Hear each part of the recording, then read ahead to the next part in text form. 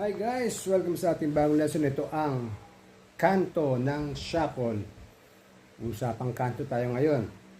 Sa lesson na ito, matutunan yung chords, strumming pattern, at ang ating solo. Mixing intro niya. Pero bago tayo magsimula, kung bago sa channel na to, please pakipindot lang ang subscribe button. Ganun na rin ang notification bell para maging updated ka sa mga gagawin ko pang videos na katulad ito. Okay? Simulan natin. Chords natin, nandiyan naman, F, A minor, B flat, and C. Yan ang chords natin sa verse.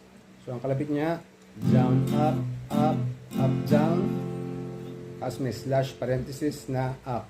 Nasa inyo na yon yung huli. Pwede yung limang ano lang. Down, up, down. Down, up, down. Down, up, down. Down, up, down.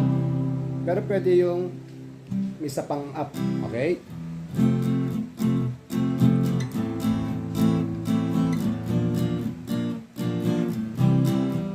Dalawang ulit yon.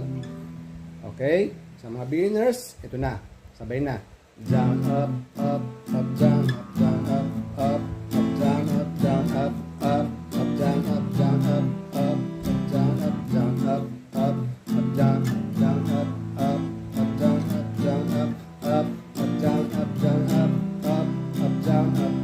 okay?